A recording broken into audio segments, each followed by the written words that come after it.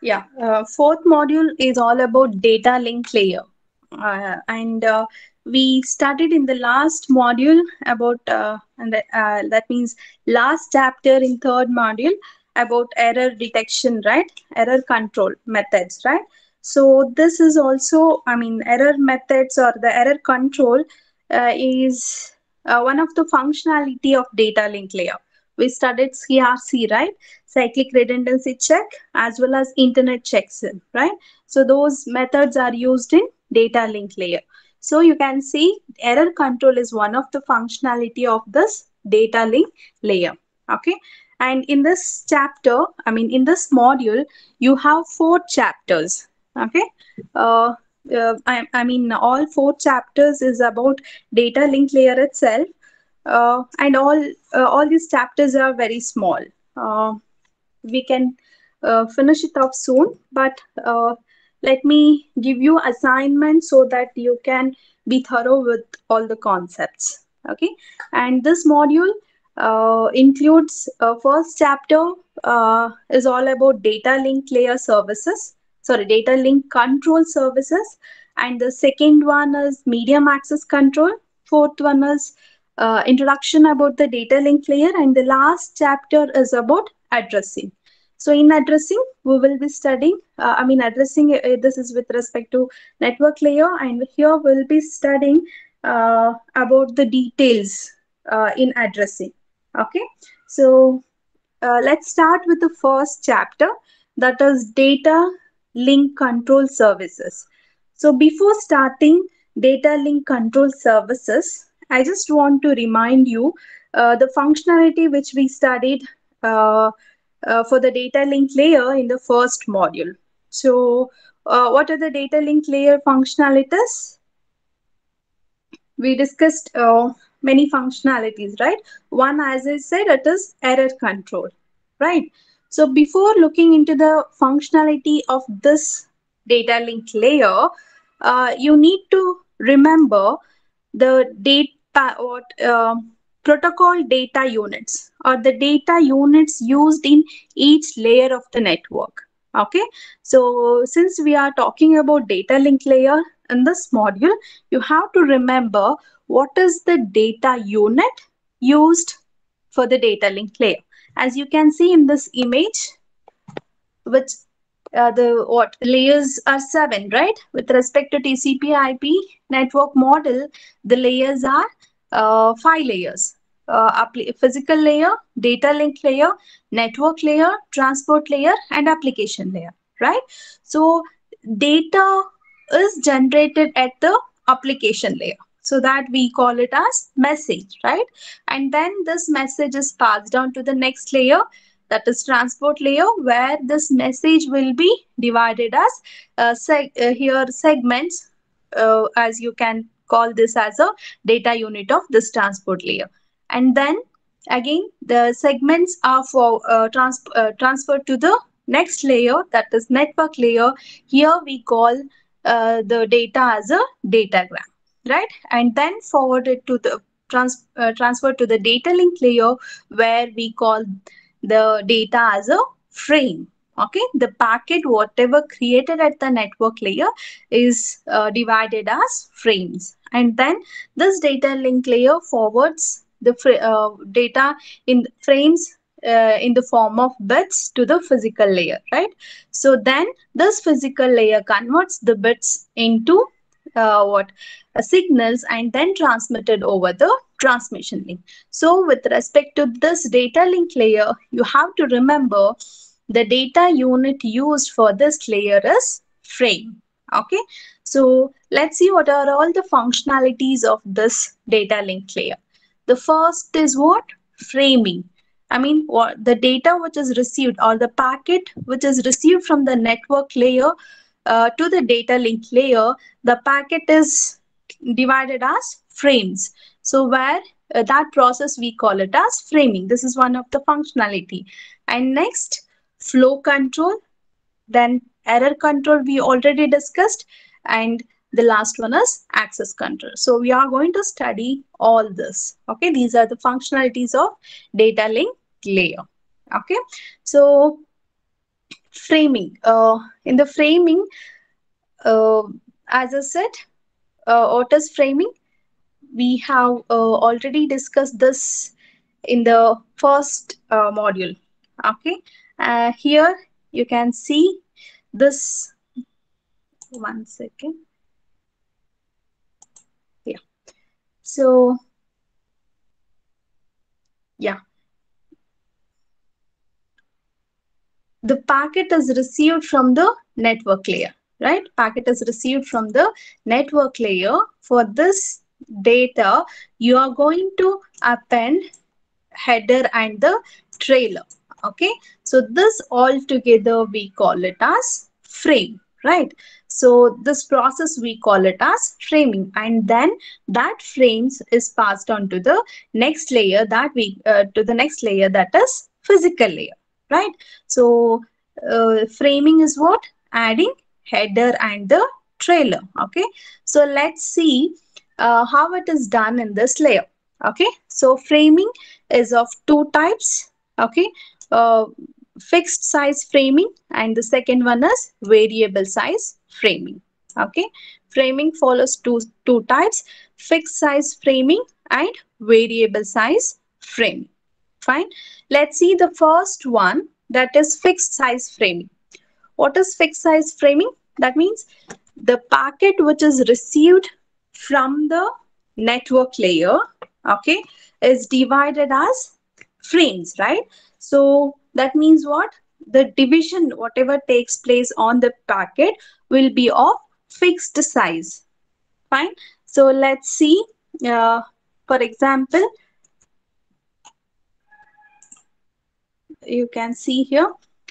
If have if I have a packet of 101 bytes, okay, this is the packet I received it from the network layer. Okay, so this packet I have to divide it into frames, and the size of the frame is fixed. Uh, let's see, size of frame is 10 bytes. Okay, so how many frames it will form? It will form 10 frames, right? And each frame is of same size. Okay, say 10 bytes. Okay, 10 into 10, 100. And the last one, consider here, it is dot dot dot. Okay, 10 frames.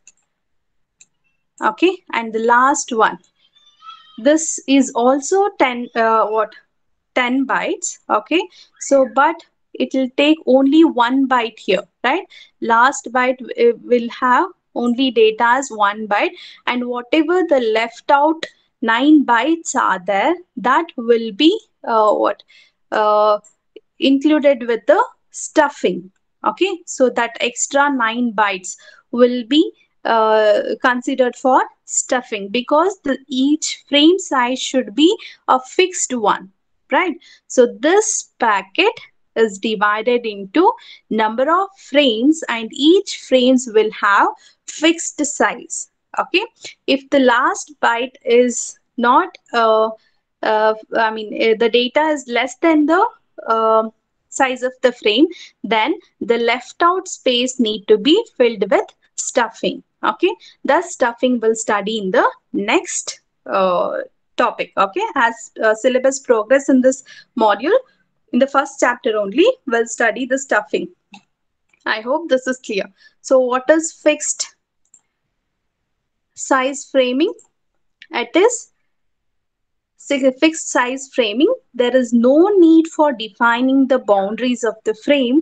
The size itself can be used as a delimiter. That means all the frames will be of same size. Okay, so if the extra space is available in the frame, then that you have to stuff it.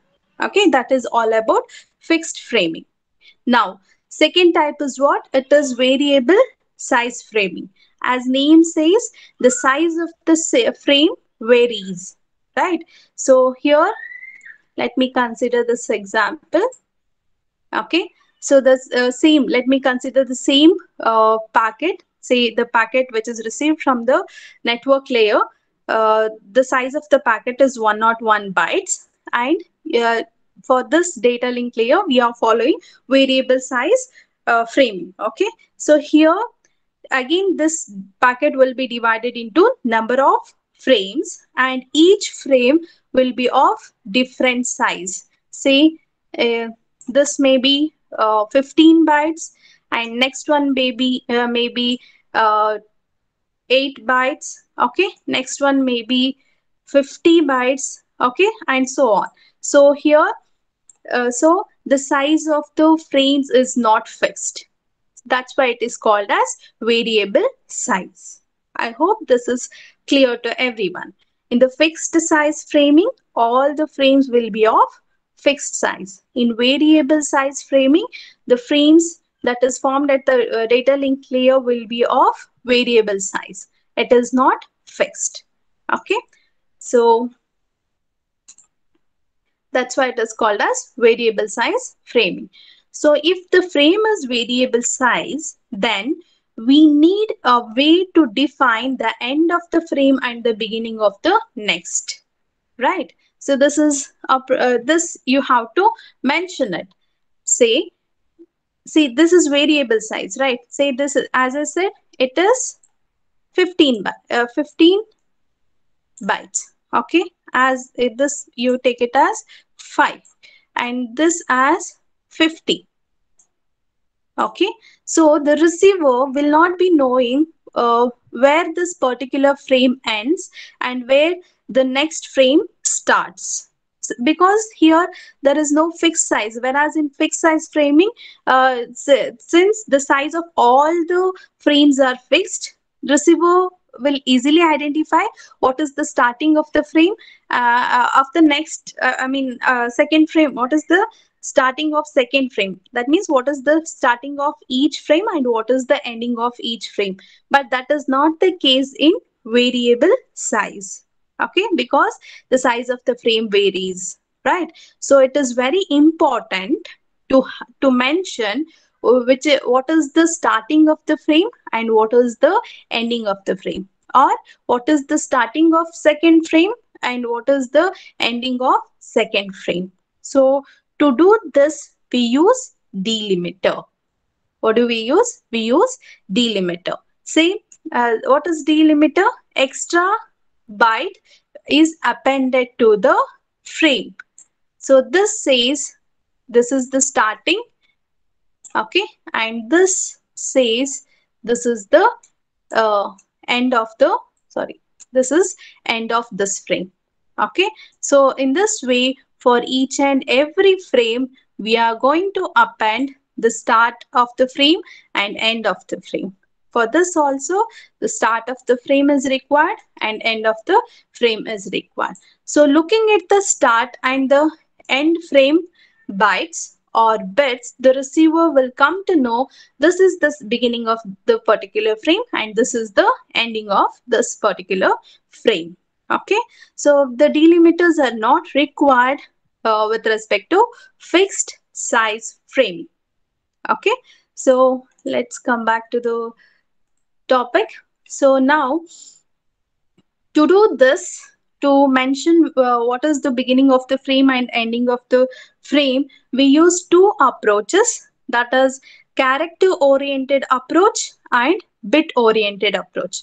To mention the starting of the frame and the beginning of the frame in variable size framing, we follow two approach. One is character oriented approach, another one is bit oriented approach. Okay, so let's start with the first one, character oriented approach. Okay, so here you know how frames are formed, right? The header and the trailer will be added to the data, and this we call it as a frame now, right? The adding header and trailer is nothing but encapsulation, right? And removing the header and trailer at the receiver end, we call it as decapsulation. We studied this in the first module, right? So what is there in the header part? Header part, it is information that is required for the receiver to process this particular data. That is maybe source address, or it may be destination address, or some other controller information that is required for the receiver to process the data. Okay, so that is encapsulation happens at the sender side, and decapsulation happens at the receiver side. Okay, so now the character oriented protocol. Okay, this is why it is done, to specify the starting of the frame and ending of the frame. Consider this is the frame. Okay, so from header till trailer it is a frame, where since it is a variable size framing, you need to have this beginning of the frame and ending of the frame to say that this frame starts from here and ends at here. Okay, so header, as I said, it is the information required for the receiver to process the data, whether it may be source address or destination address. Okay, whereas trailer, what does it includes? It includes the redundant bits that is used for the error control. We studied in the previous model, right? The redundant bits added to the data that we are going to include in the trailer, so which helps in error control. So this may be CRC, that is cyclic redundancy check, where CRC is formed after the division of the dividend with the help of divisor, whatever the remainder remains at the end, right?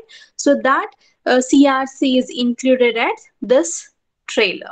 Okay, or if you take internet checksum, the checksum that is formed at the end of the process at the sender side, that data is, that bytes or the bits are included in the trailer part. Okay, so that is all about trailer. So header includes the information required for the receiver to process the data. This may be source address, destination address, or any other control information. Whereas trailer, what it includes? It includes redundant bits with respect to error control. It may be CRC or checksum data. Okay, so now uh, this flag this flag represents the beginning of the frame, and this flag represents end of the frame. So what the data from after header before trailer, this thing we call it as data. Okay, and as I said, it is a variable size framing.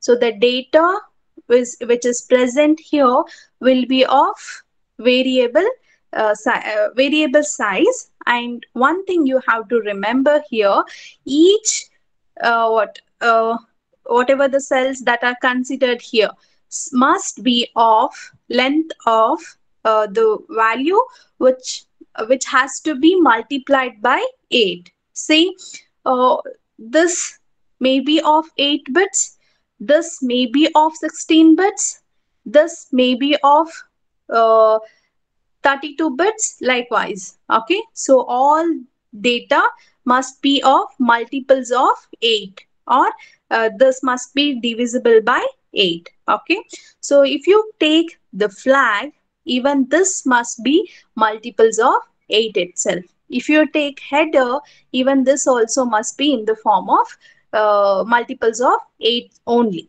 Okay, so that means whatever flag, header, data, trailer, again flag that you consider here will be in the form of bits itself. Okay, so 1 byte is what?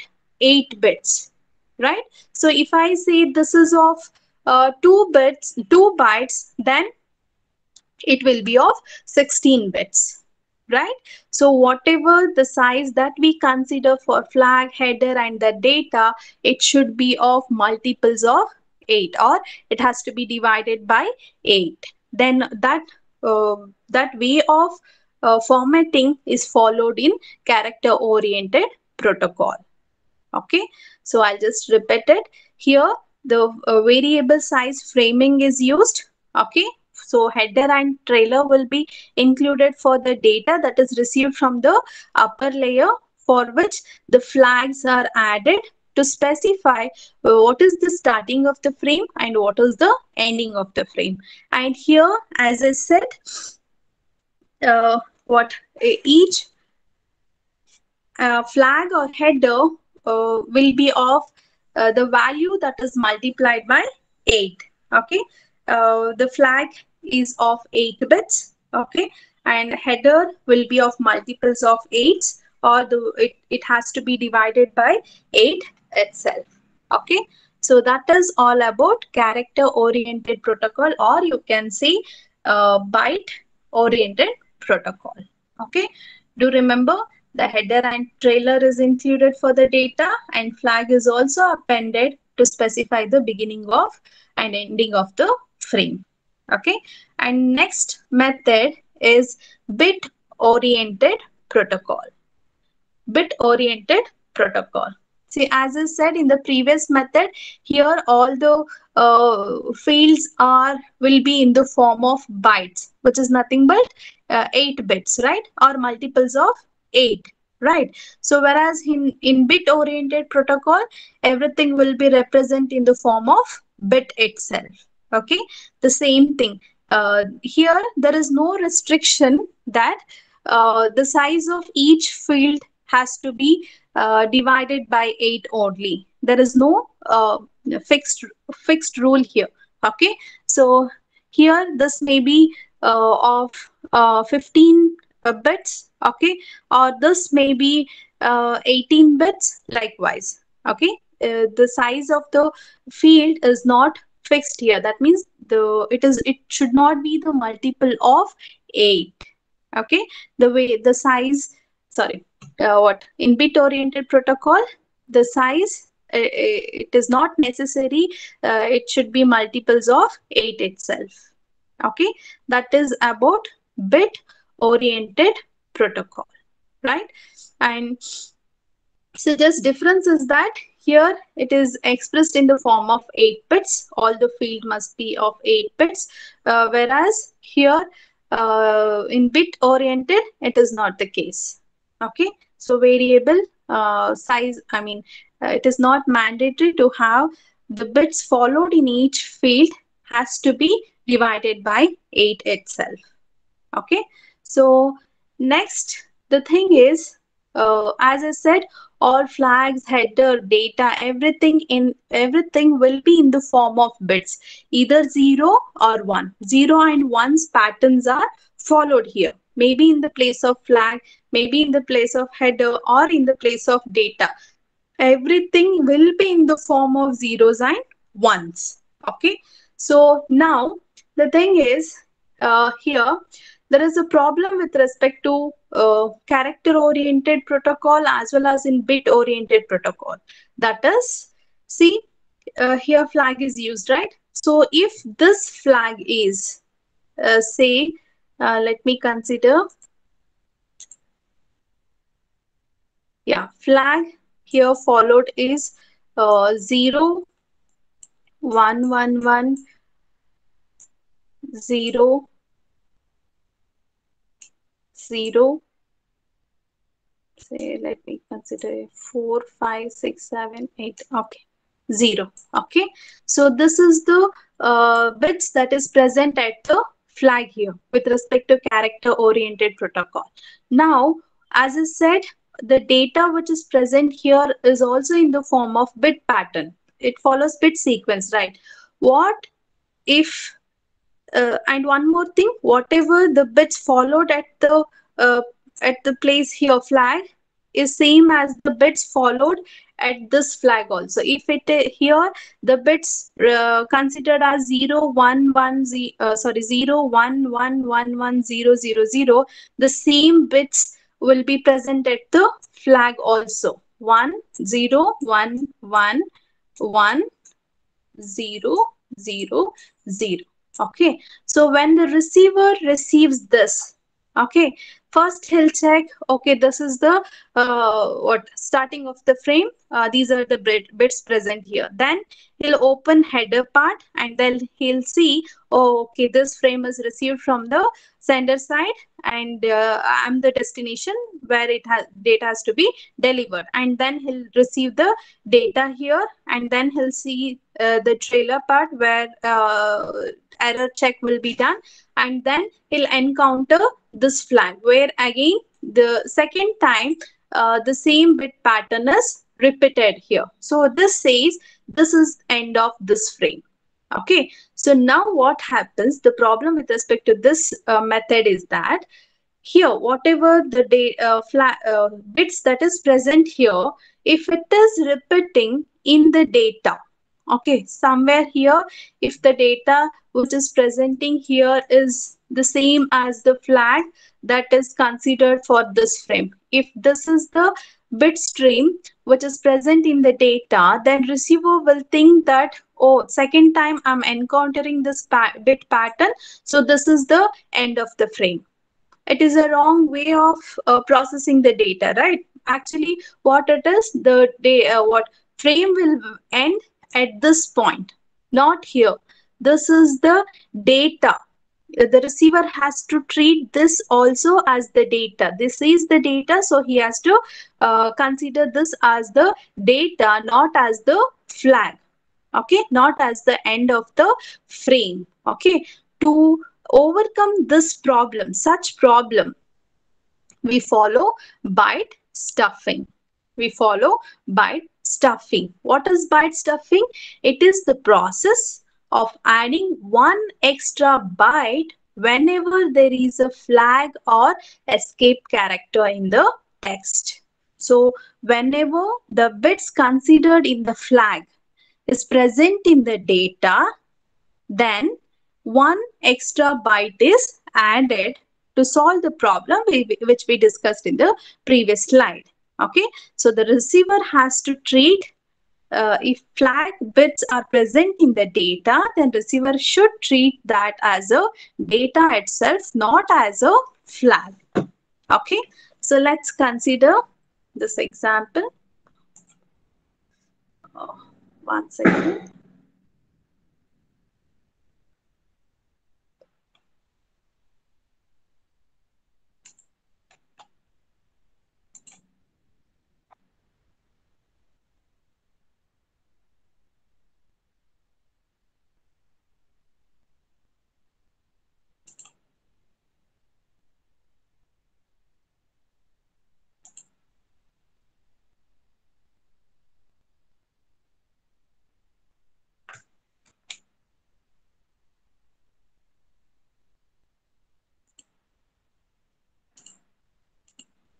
Yeah.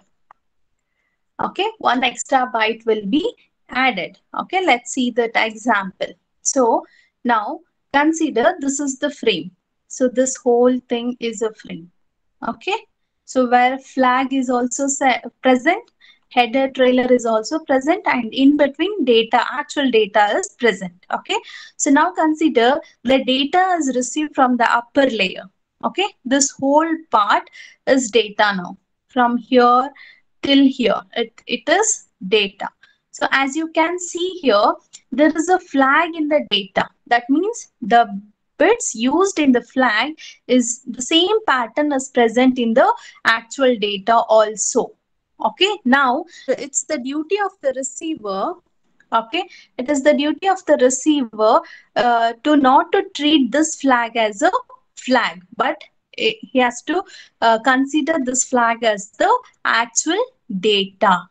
Okay, so to solve this problem, you can see here one extra byte is added, that we call it as escape character.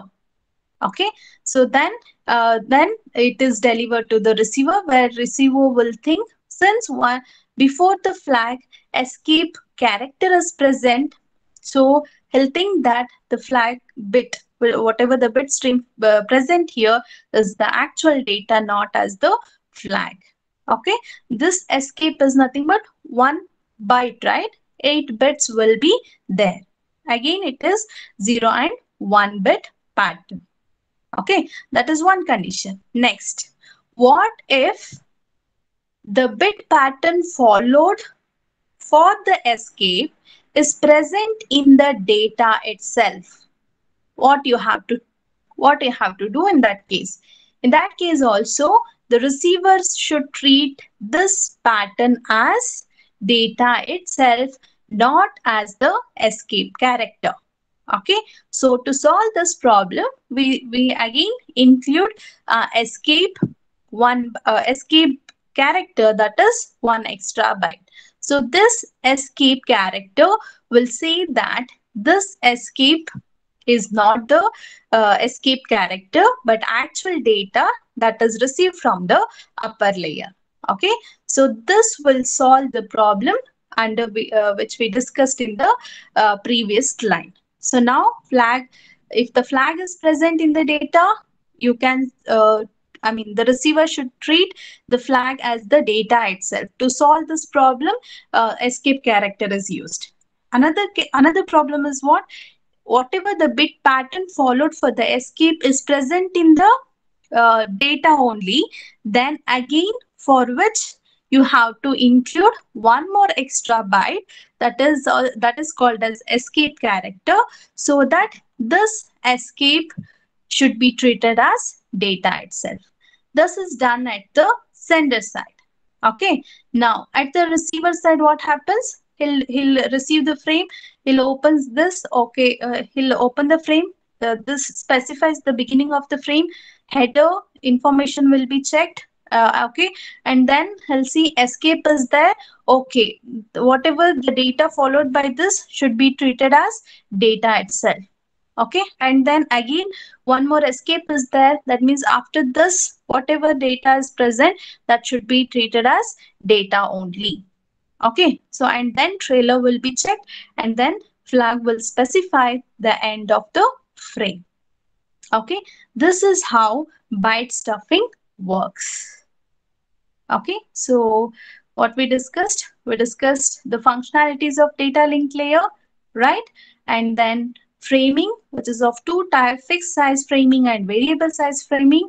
And then character oriented protocol followed under variable size framing, where we studied flags are added to specify starting and ending of the frame. Then bit oriented protocol is discussed, and then byte stuffing is topic is discussed in this class. Okay.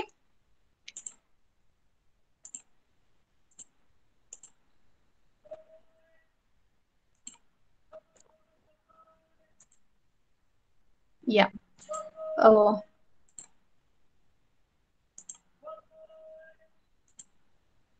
one second.